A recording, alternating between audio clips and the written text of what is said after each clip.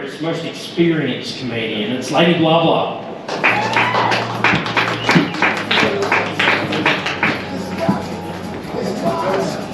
My God, it's been a cold winter, has it not? Has it not? I'll tell you what, July, August, September. Huh? Oh, I might wait till November for that one. And, it's been bloody cold. There we go. You know, all over Australia, all over the world, there are people explaining to their parents that, no, I'm sorry, that elephant you saw rescuing the baby lion is actually AI. Like, hey, they can't fool me. When I saw the video of the girl being approached at a bus stop in New South Wales by a brown bear, I thought, you can't fool me.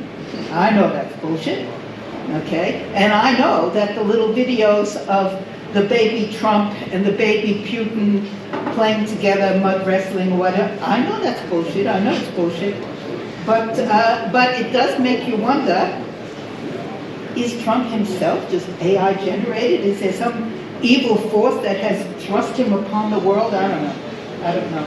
Anyway, I've been reading some books lately, and one called Sapiens. Anybody heard of that one? Anyway, one of the things I'm learning is that Australia used to have these megafauna, like a 2-ton wombat, Protodoctorus or whatever it was, a 2-ton wombat, okay? And they were doing fine here until the first settlers arrived. Now, not the English, this is the brown people, they came. And that was 45,000 years ago. And after a couple thousand years, there were no more megafauna. And they managed quite nicely without them. Who needs the megafauna, etc. Now, personally, I would not mind seeing a 2-ton wombat. I would pay to see a 2-ton wombat, okay?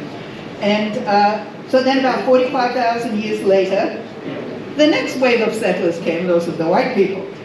And they kind of, after a couple hundred years or less, they did a very good job on trying to wipe out the brown people.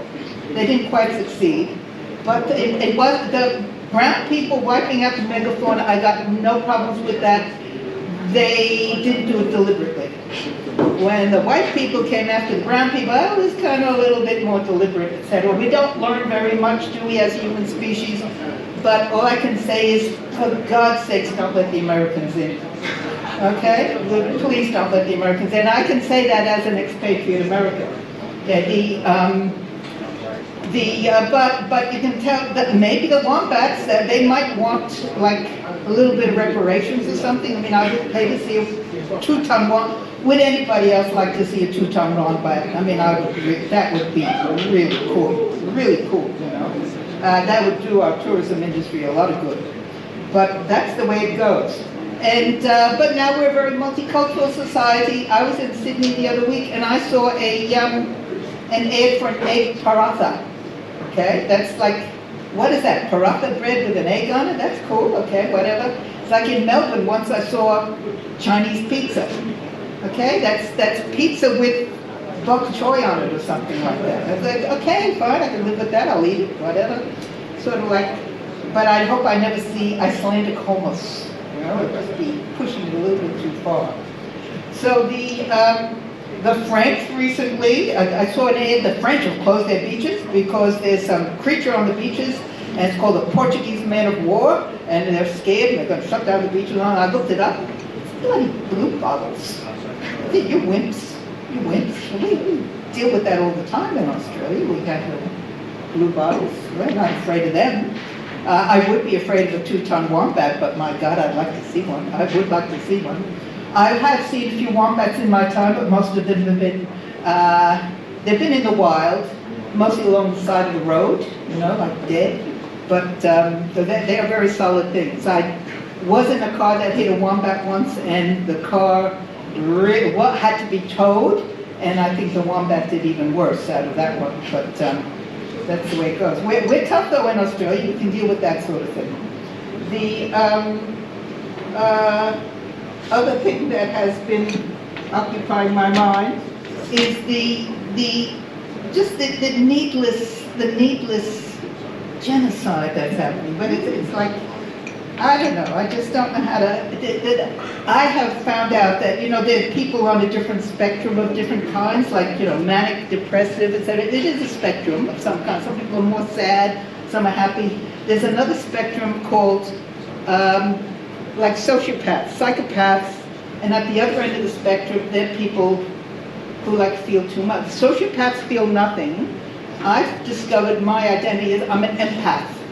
I feel things, I notice things. Now, you think, well, that's good, you're sensitive, yeah, you must be a nice person. It's not like that. It doesn't really benefit anybody much, although I'm harmless. I'm like a sociopath, I am harmless, which is good to know. Good to know that, hey, who are you? I'm harmless, that's good. But really, it's not good because, if you're the person who needs counseling in the supermarket aisle because you're crying because the broccoli is in a plastic package, that's a pain. That's a drag on society. I admit I was going through a tough time when that happened, but I got over it. I can deal with broccoli in plastic packages now. Not very well, but sort of.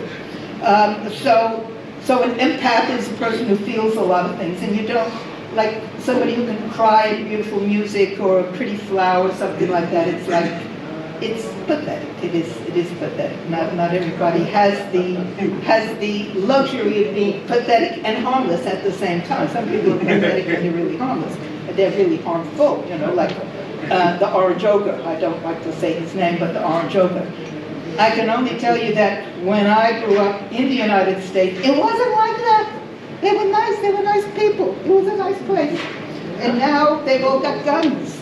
So I don't go there anymore because I'm afraid of it. Now, I have a little something to give Marky because he is such a good fellow. And now, Marky, like myself, is a gardener. Now, I'm a very keen gardener. Not a very good gardener, but I'm a keen one.